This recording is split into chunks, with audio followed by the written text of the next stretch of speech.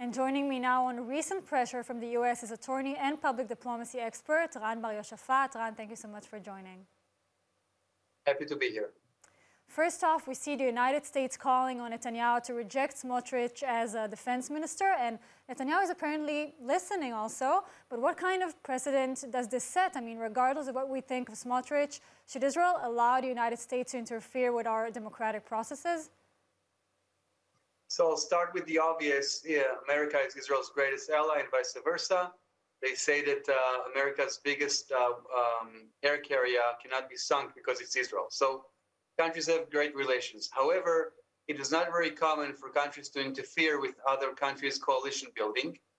Also, America is a democracy, and they know that democracy means the will of the people. So other countries cannot interfere with the building of the coalition.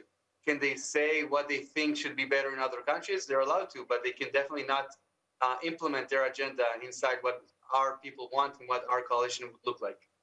Let's look at the other side. I mean, is there any instance where Israel tried to implement influence politics in the United States?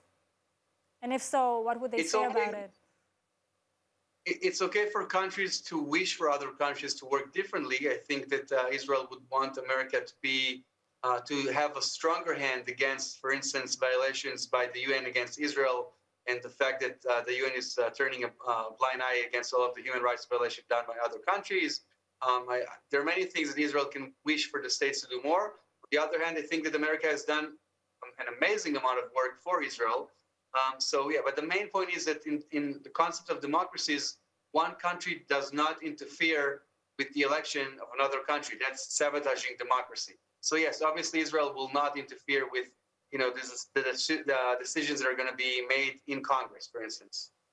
Regardless of who becomes defense minister, Netanyahu is saying that the government needs to be conservative with what they do in Judea and Samaria because of ties to the U.S. How will religious Zionist party deal with this? I mean, their whole campaign was based on nationalistic principles.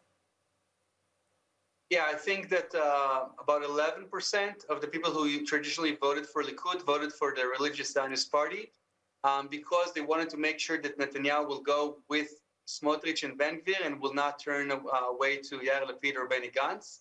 And I think that that was the reason why they got so many seats. They were trying to make sure that Netanyahu is locked in the right. Does that mean that Smotrich has to be the Minister of Defense? I don't know. I think that the main argument of the Tzniut Datit was that they're going to change the judicial system. And I think that that's the main issue right now for the right-wingers in Israel. But yes, by all means, I think that there's a pressure right now on Netanyahu from the right-wing voters to say, finally have a chance to have a full right-wing party, parliament, as they say, a full right-wing government. Now is your chance.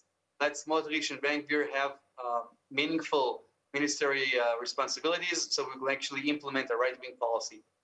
So he's kind of in the middle. And now regarding Smotrich, why is he so hell-bent on being defense minister? I mean, if he doesn't get his demands, would he truly risk blowing up the new government now? I don't know. I have no idea what's on his mind, and I also don't know if that is the actual case. Maybe Smotrich is just saying that because that's how you negotiate. I think that Smotrich and Ben-Gvir are going to push for the recognition of the settlements, some of them at least. And I do believe and hope that they will ask for the IDF and the police to use more power when it comes to stopping the terrorist attacks. But I'm not sure that that's the only thing that they're focusing on. I don't know why Smotrich cannot be the Minister of Justice. Maybe that's where he really wants, and maybe it's just a negotiation trick. I have no idea. Basically, the only thing that we know is stuff that people say and post to the media. We don't know what is really happening behind the scene. We do hope, or at least the right-wingers hope, that this coalition will be a stable one. And for this coalition to be a stable one, it means that all parties need to be happy. The Likud needs to be happy, Shas needs to be happy, Yadut Torah needs to be happy, and Tzniut Datit need to be happy. So for that, you have to have probably more ministers than necessary. And now it's just a question, how do you divide the cake? Ran, where do you see it going in the coming days? Prophecy was given to the fools. If there's one thing that I know today, is that I know less than what I think I knew.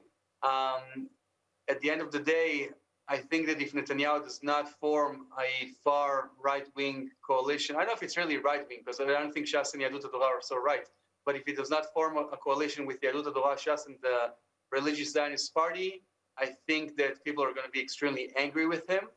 So I don't think he has that. I don't think he has a real alternative. On the other hand, if Smotrich and Ben-Gvir will not agree to settle maybe other ministerial authorities, then we might see Benny Gantz again as the Minister of Defense, which I think that the right-wing population in Israel will be extremely disappointed.